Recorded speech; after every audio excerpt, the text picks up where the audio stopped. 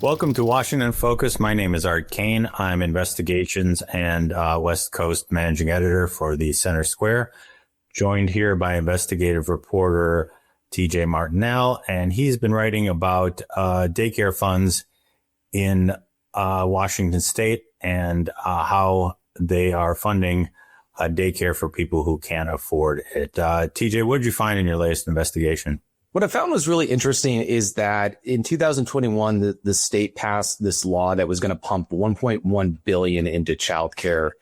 Much of that is to increase the reimbursement rates, but also expand eligibility. And they ended up, because of, as a lot of people know, we've got a current budget shortfall, despite the fact that there's record revenue levels. So this is a spending, a problem caused by a lot of spending. And they ended up not doing it last year because they just didn't have the money. That they had to figure out, ways to not spend money that they were going to spend, because the law itself did not appropriate any funds that has to be appropriated by the legislature. And so now we're looking at a potential 30% increase for licensed home-based family daycare providers under Governor Ferguson's budget. And so it's going to be interesting to see how that discussion goes along, because he's also wanting to cap the number of children enrolled in the program to where it's pretty much half of what they thought there was going to be in kids enrolled last year. And what's interesting about this program is the number of children enrolled. It varies very wildly by year. So there's some years where there's a ton. I mean, 2016 had like a low point. There was hardly any kids. Back in 2004, there was a ton. And this is despite the fact that the population in the state has increased.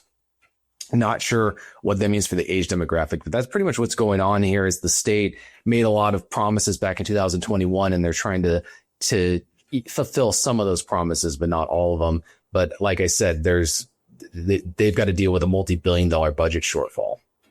So just to back up a little bit, these are people who are indigent or can't afford, working poor who can't afford daycare, so the state and taxpayers step in, or who are these people who are getting this subsidy? Yeah, it's people who meet certain eligibility requirements. If you're making under a certain amount of money and you've got so many kids, you can qualify for subsidized childcare. What's interesting is then the providers are the ones who get reimbursed directly. So they don't give money to the person who's getting the childcare. They don't receive that money. And then the reimbursements only occur after the services have been provided. So that, as you know, there's been a lot of allegations of fraud going on in the state.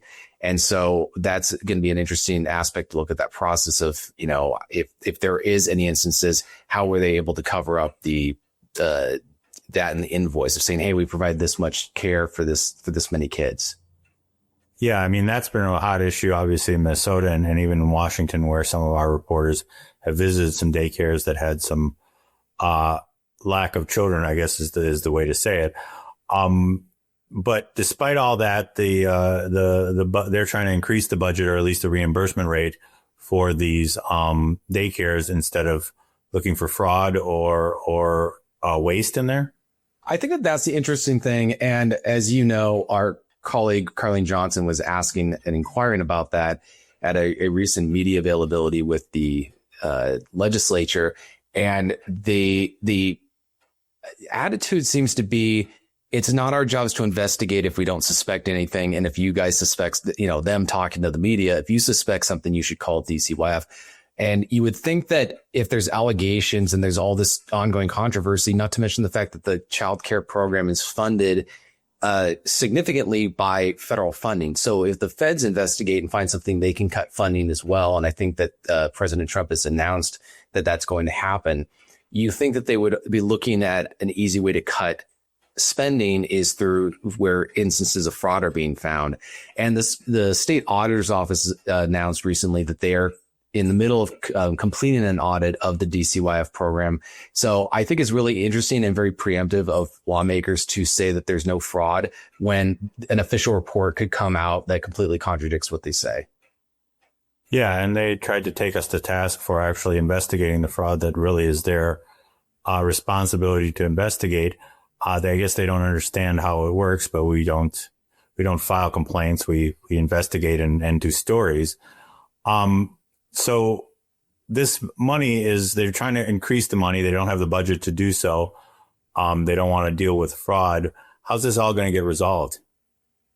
I mean, I think that at some level, the feds are going to get involved. I mean, if there's investigations by the United States Attorney General's office for Washington State, if they do find fraud, that's going to be where it's going to get very awkward for a lot of state elected officials who've come out very hard against the notion that there's any kind of fraud going on. And because you think that they would just say, we've heard allegations, we're looking into it, and we'll let you know what we find if we find anything at all. Instead, they've come out announcing that there's no crime before they've done any kind of investigating as on the part of the legislature. And DCYF has, I'd say, accountability mechanisms put in place, which raises the stakes even further, because if there is fraud, then it begs the question of where in the process, where in this accountability process did they fail, and who failed, and why did they fail? I mean, was it incompetence? Was it intentional? Was it somebody on the inside? Again, there's no proof of this, but it logically, if there is fraud, there's flaws in the system. And so, like I said, you would think that lawmakers would want to hold back on commenting either way until an investigation's been done. Because if the investigation doesn't find anything, then just say, yeah, we investigated and we didn't find anything. But the feds may investigate separately, and if they find something, then you could see federal action being taken, which includes cutting funding for this, which is only going to make it more difficult for them to provide for the program. Well, great. TJ, thanks for looking into this, and I'm sure you're going to continue to do so. That was Washington in Focus, and you can read TJ's stories at thecentersquare.com.